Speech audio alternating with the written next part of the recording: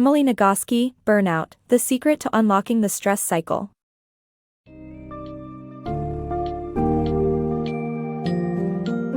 Embark on a journey to conquer your emotional exhaustion and unlock the secret to breaking free from the stress cycle with Burnout, by Emily Nagoski.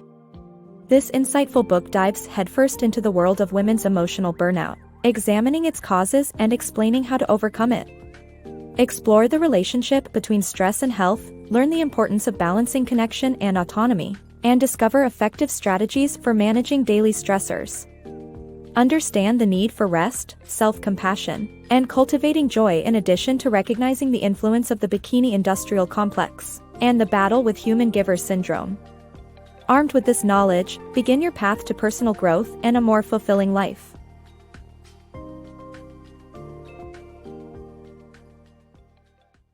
Overcoming emotional exhaustion. It is common for women to be overwhelmed by the responsibilities and expectations placed upon them by their own demands and those of society. Emotional exhaustion often leads to stress, anxiety, and may even result in the clinical condition of burnout. Characterized by three components: emotional exhaustion, depersonalization, and decreased sense of accomplishment, burnout occurs when one becomes stuck in an emotional tunnel. Professions like teaching and healthcare, which demand compassion and empathy, often report high rates of burnout, as does the growing phenomenon of parental burnout. To combat emotional exhaustion and burnout, opting for scientifically sound strategies instead of superficial ones is crucial. Have you ever felt utterly drained, yet unable to shake the nagging feeling that you should be doing more? This overwhelming sensation is familiar to many women as they navigate the numerous expectations stemming from their jobs, families, and society at large. Struggling with seemingly endless demands can lead to chronic tiredness, stress, anxiety, and even emotional exhaustion. Clinical burnout, as defined by psychologist Herbert Freudenberger in 1975, comprises of three key components: emotional exhaustion, depersonalization, and a decreased sense of accomplishment. Emotional exhaustion develops when individuals invest too much time and energy into caring. Depersonalization occurs when someone's capacity for empathy and compassion diminishes, while the decreased sense of accomplishment leaves a lingering feeling that nothing one does truly matters. But how does emotional exhaustion truly develop? Imagine an emotional experience as a tunnel, with a beginning, middle, and end. When one experiences the same emotion constantly, the tunnel has no end and they become stuck in their emotions, never finding an emotional resolution or relief. It's worth noting that occupations requiring high levels of empathy and care, such as teaching and healthcare, see significant burnout rates. For example, 20 to 30% of teachers and over 52% of medical professionals report burnout. Furthermore, parental burnout is an increasingly recognized issue. To prevent burnout and emotional exhaustion, one must adopt scientifically proven, effective strategies rather than relying on temporary, superficial solutions. By addressing the root causes of emotional exhaustion, we can better manage our mental and emotional well-being. Defuse stress through action. Stress, a natural reaction to fear or danger, evolved to encourage us to run, but today's life rarely involves running away from threats. Chronic stress affects our health by increasing blood pressure, impairing immunity, and disrupting digestion. To counteract these effects, we must regularly close stress cycles by engaging in activities such as exercise, creative expression, or social interactions. Implicit in the workings of our stress response lies an important understanding of the danger of stress to our well-being. When under stress, our body prepares for action with a surge of hormones like epinephrine, increasing blood pressure and muscle tension, while other less urgently needed systems take backstage. This response was helpful when we needed to flee from venturing predators. However, today's scenario is different, and our body doesn't distinguish between life-threatening situations and everyday stressors. This continuous stress exposure can lead to chronic high blood pressure, heart disease, slower healing, and various digestion-related problems. Therefore, to maintain a healthier life, finding ways to close the stress cycle becomes essential. One of the most intuitive and straightforward ways to do this is through physical exercise. Activities like running, swimming, or dancing for 20 to 60 minutes can shift one's mood, relax muscles, and promote deeper breaths. Tears that may arise during or after exercise signify a successful release of stressful emotions. Alternatively, engaging in creative activities such as painting, playing music, or sculpting can also provide the body with the sense of closure it craves to combat stress. Additionally, forming meaningful connections with others, sharing affection, laughing together, or spending time with pets can signal to our body that we are safe and secure, an essential aspect of resolving stress. In conclusion, recognizing and prioritizing ways to close the stress cycle is crucial for our overall wellness. By integrating activities like exercise, creative passions, or nurturing social connections, we can cultivate a balanced and healthier lifestyle that keeps the potentially harmful effects of stress in check. Mastering stress management. Understanding the distinction between stress and stressors is key to managing stress effectively. Uncontrollable stressors can be managed through positive reappraisal, a way to reframe situations into opportunities. Meanwhile, controllable stressors can be dealt with using planful problem solving. A brain mechanism called the monitor constantly assesses our situation and plans, contributing to our frustrations. By being aware of the monitor, we can work with it and manage our stress. Don't forget that difficult tasks often lead to more rewarding results and personal growth. Life is full of stressors, both controllable and uncontrollable.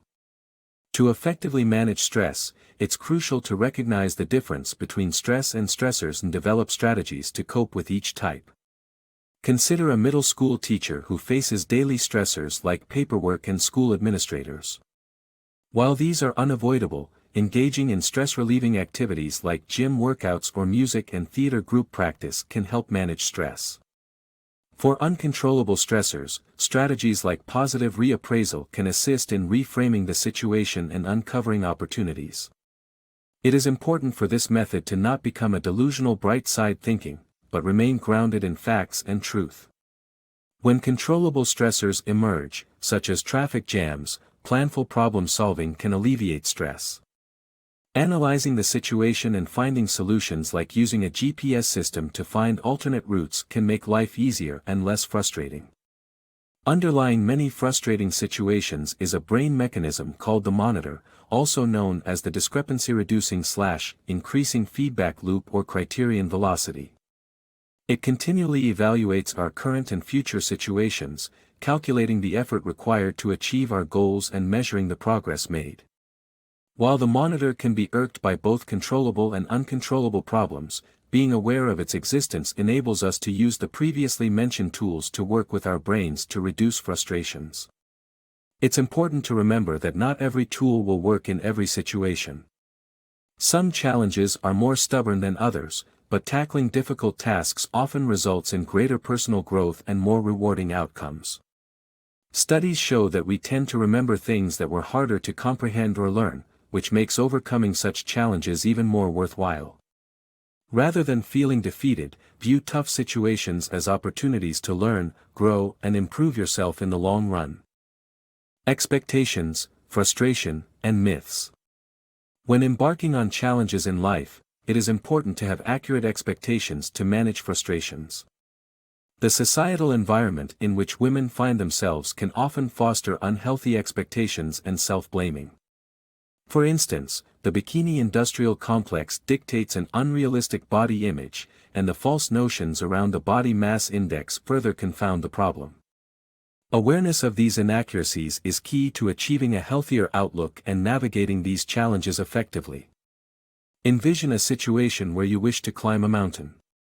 If you assume it will be effortless, you're likely to feel frustrated at the slightest hint of difficulty.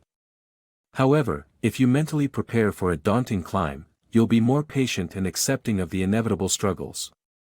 This illustrates how your expectations greatly influence your frustration levels, and by managing those expectations, you can also keep your frustrations in check.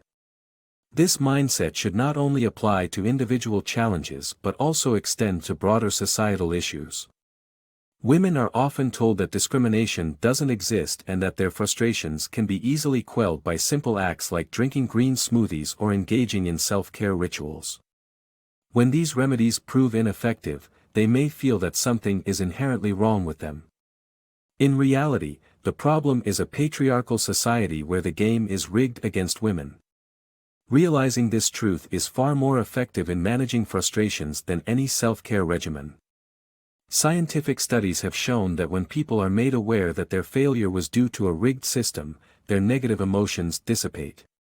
Another source of skewed expectations for women is the bikini industrial complex, BIC, a multi-billion-dollar industry that promotes an unattainable body ideal. Even established methods like the body mass index, BMI, perpetuate inaccurate standards, as it was devised by individuals affiliated with weight loss clinics for financial gain. In 2016, a study in The Lancet revealed that people classified as clinically obese had a lower health risk than those deemed underweight. Furthermore, those in the overweight category had a lower risk than those at the lower range of the healthy category. This information demonstrates that the BMI is flawed, and there is no evidence to suggest that being thin automatically equates to better health or a longer life. By becoming aware of these damaging myths and detrimental expectations, you'll be better equipped to navigate a world plagued by unrealistic standards and handle your frustrations more effectively. Don't let misguided expectations shape your reality and self-perception. Empower yourself with accurate knowledge to overcome the unjust systems that perpetuate these falsities. Overcoming human giver syndrome. Disney musicals reveal the evolution of women's desires over time, suggesting the importance of understanding personal aspirations. Psychologist Martin Seligman argues that finding meaning is essential for happiness and coping with stress. However, many women struggle with human giver syndrome, prioritizing others before themselves. Overcoming this syndrome is crucial for females to discover their true purpose and lead fulfilled lives. Throughout history, popular culture has held a mirror to society's ever-changing values and beliefs. Take Disney musicals, for instance. From Snow White to Beauty and the Beast, the lead character's "I Want" song often reflects the female experience of the time. Snow White, longing for a heroic prince, and Belle, craving adventure, both underscore the importance of knowing one's desires and cultivating a sense of purpose. Meaning, as psychologist Martin Seligman emphasizes, is the key to happiness. It empowers individuals to cope with life stressors and contributes to a richer, more authentic existence. Some may find meaning in spirituality or the pursuit of creating a lasting legacy, but ultimately, there is no correct path to discovering one's calling. Embracing that personal sense of meaning and staying true to it is the foundation for living one's best life. However, many women grapple with what is known as human giver syndrome, which prevents them from delving into their own needs and aspirations. Philosopher Kate Mann's book Down Girl, The Logic of Misogyny delineates two categories of people, human givers and human beings. Human givers are expected to devote their energies to serving human beings, who in turn are free to express their individuality. Unfortunately, societies often consign women to the role of human giver, reinforcing the belief that their sole purpose is to cater to others while leaving their own desires unfulfilled. This perspective is reinforced by influential thinkers like Joseph Campbell, who, despite popularizing the concept of the hero's journey, questions the existence of a heroine's journey. To Campbell, women represent a destination or a role, rather than an individual on their own quest. To lead meaningful lives, women must confront and challenge the deeply ingrained human giver syndrome. It is essential to be aware that society's expectations and stereotypes do not define your reality. Reject the false notion that you are failing if you do not meet these often unrealistic standards. Instead, make a conscious effort to break free from human giver syndrome to find your own path, pursue your unique passions, and ultimately unlock a life rich with purpose and fulfillment. Embracing connection and independence. Dispelling the myth of life's linear progression from dependence to complete independence, this passage explores the importance of balancing connection with others and personal autonomy. Recognizing individual differences in the necessity for connections, it's crucial to focus not just on the quantity but also on the quality of our relationships. High-quality relationships contribute to better overall health and provide new perspectives on self-compassion and love. Indeed, society often leads us to believe that a healthy adult is entirely self-reliant, dismissing the value of dependence on others. However, true optimum functioning requires a combination of both solitude and the company of others. Each individual must strike their unique balance of connectedness, taking into consideration factors like introversion and extroversion, with introverts needing more alone time than extroverts. The significance of relationships goes beyond their mere quantity; their quality holds the key to unlocking numerous benefits. A study involving 70,000 heterosexual marriages found that those in high-quality relationships enjoyed better physical and mental health, increased life satisfaction, and longer lifespans. Interestingly, the quality of one's relationship can be a more accurate predictor of overall health than factors such as smoking. Embracing the need for others does not denote weakness; instead, it strengthens and enriches our lives. Through relationships, we gain new perspectives and learn to love ourselves in profound ways, such as how Sophie discovered self-acceptance by seeing herself through the eyes of her partner Bernard. Ultimately, allowing love and compassion to flow through connections with friends and partners is not just a human trait, it's a vital source of strength and growth. Power of rest and sleep. The age-old adage, "What doesn't kill you makes you stronger," often leads people to believe that relentlessly pushing through tasks is the key to success and resilience. However, science proves that true strength is achieved through proper rest and sleep.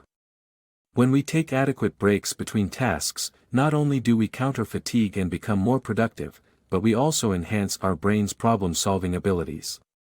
Additionally, switching between different types of tasks, like writing fiction and non-fiction, can serve as an active rest.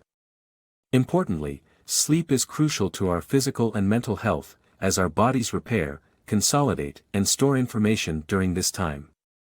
Therefore, being well-rested is the true path to reaching our potential and engaging with our something bigger. Taming the Madwoman Within. In her memoir, Amy Poehler speaks of the inner voice that tells us we're not good enough, which the authors refer to as the Madwoman. This self-doubting voice often arises when one believes they've failed to meet others' expectations.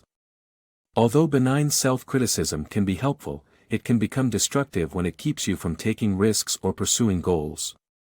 To overcome this, you must separate yourself from and control the Madwoman. One strategy is to create a vivid image of her, or even give her a name, so that you can assert that you don't have to listen to her negativity.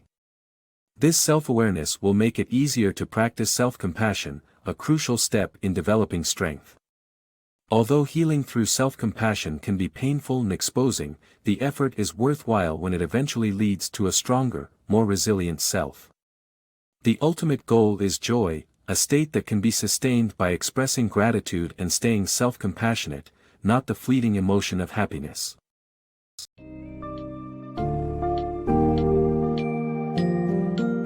In conclusion, Burnout by Emily Nagoski sheds light on the complexities of women's emotional exhaustion and provides actionable solutions to overcome it. The book emphasizes the importance of distinguishing between stress and stressors, managing expectations, and finding a balance between connection and autonomy. Furthermore, it highlights the significance of engaging in restful activities, practicing self-compassion, and building a life with meaning. By acknowledging and combating societal pressures, such as the bikini industrial complex and human giver syndrome, readers are empowered to take control of their emotional well-being, ultimately nurturing their personal growth and well-being. With newfound strength, self-compassion, and a focus on joy, you can navigate the challenges of modern life with grace and resilience.